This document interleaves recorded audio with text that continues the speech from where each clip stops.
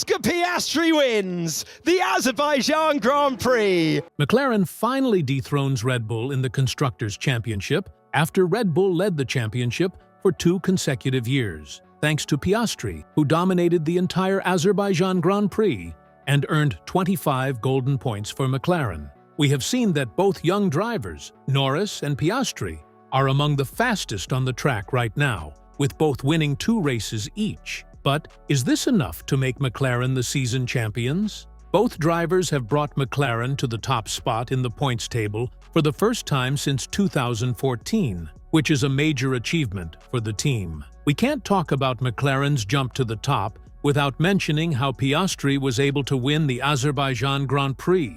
Charles Leclerc started from pole position, while Piastri was second on the grid. Leclerc was very confident about winning the race entering Baku as the Italian Grand Prix winner. But fate had other plans, as Piastri overtook Leclerc on the 20th lap at turn 1, and then they fought wheel-to-wheel for first position. The battle continued until Leclerc's rear tires faded and he started struggling in the final laps. But that's not all that happened on Baku's street circuit. Talking about the race, how can we forget the drama between Sainz and Perez on lap 50? What the is he did, man? What the is he crazy or what? Idiot.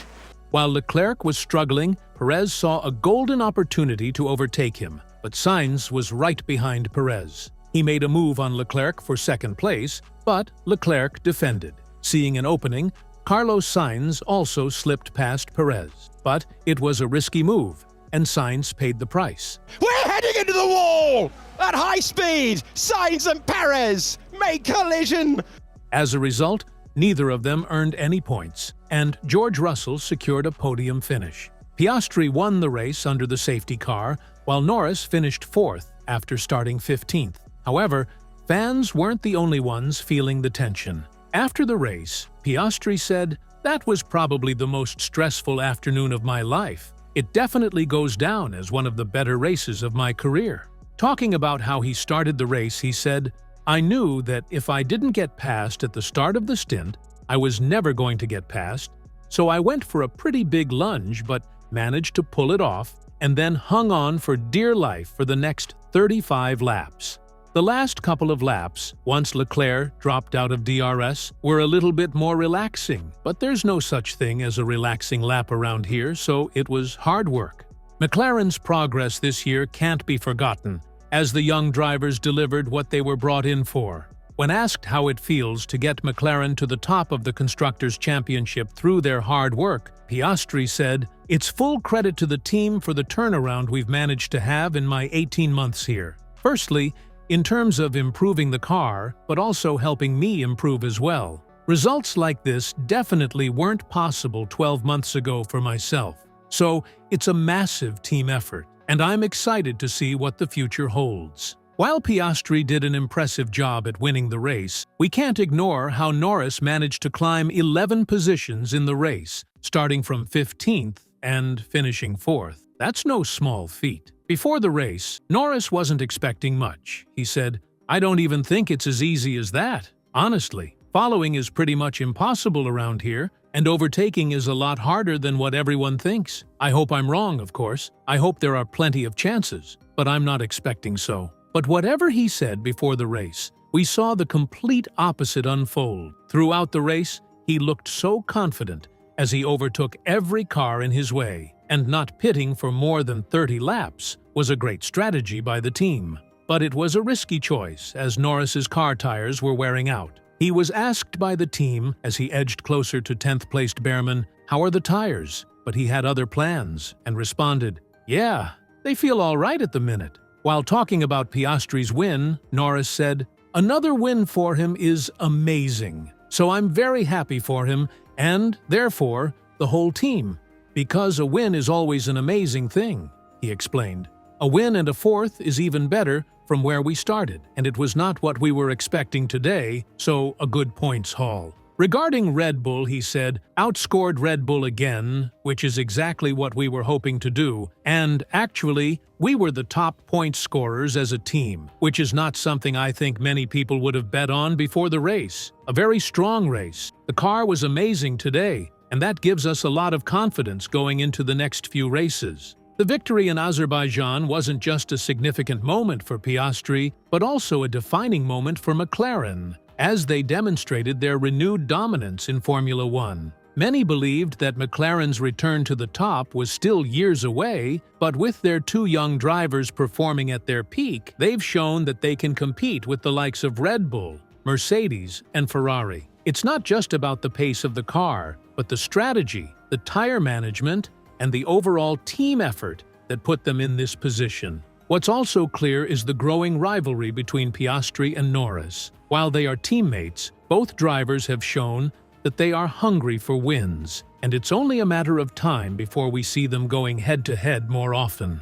This internal competition can be a double-edged sword. On one hand, it pushes both drivers to improve and bring out the best in each other. On the other hand, if not managed carefully, it can lead to tension within the team. But for now, McLaren seems to have the perfect balance. Let's not forget the role that McLaren's team principal, Andrea Stella, has played in this resurgence. Under his leadership, the team has focused on building a car that suits both drivers, ensuring that they are competitive on all types of circuits. After years of inconsistency, it seems McLaren has finally found the formula to consistently challenge the top teams, and Stella deserves a lot of credit for that. The Azerbaijan Grand Prix was also a race full of surprises for Red Bull. A team that has dominated the sport for 2 years is suddenly finding itself in unfamiliar territory. While Max Verstappen and Sergio Perez have been virtually unstoppable in the past seasons, this year has shown that their dominance can be challenged. McLaren outscoring Red Bull wasn't just a one-off. It's a sign that the gap between Red Bull and the other teams is narrowing, and McLaren is leading that charge. Verstappen, known for his aggressive style, seemed visibly frustrated after the race. While still a contender for the Drivers' Championship, he knows that McLaren's rise could pose a real threat to his campaign. Red Bull has been incredibly successful at managing their tire strategies and pit stops, but this time, the strategies didn't pay off. It's clear that if they want to maintain their hold on the championship, they need to respond to McLaren's challenge quickly. The upcoming races will be crucial for them, but let's talk about the psychological aspect of this shift in the Constructors' Championship. Red Bull has been at the top for 2 years, and that level of dominance can sometimes lead to complacency. When you're always winning, it's easy to assume that things will continue the same way. McLaren, on the other hand, has been the underdog for years. That underdog mentality, combined with the hunger of young drivers like Piastri and Norris, has fueled their resurgence. They have nothing to lose and everything to gain, which makes them dangerous opponents for Red Bull and the rest of the grid. As we look ahead to the rest of the season, the battle between McLaren and Red Bull is shaping up to be one of the most exciting storylines in recent Formula One history. The Constructors' Championship is no longer a foregone conclusion. McLaren's consistent performance, combined with the struggles of their rivals, has thrown the championship wide open. However, McLaren's journey is far from over. While they have reached the top, staying there is an entirely different challenge. They will need to keep up their development pace, continue making the right strategic calls, and most importantly, manage the pressure that comes with being the front-runners. Their next big test will come at the upcoming Singapore Grand Prix, where they'll need to prove that their performance in Azerbaijan wasn't just a one-off success. The Singapore Grand Prix at the Marina Bay Street Circuit is known for being one of the most physically demanding and challenging races of the season.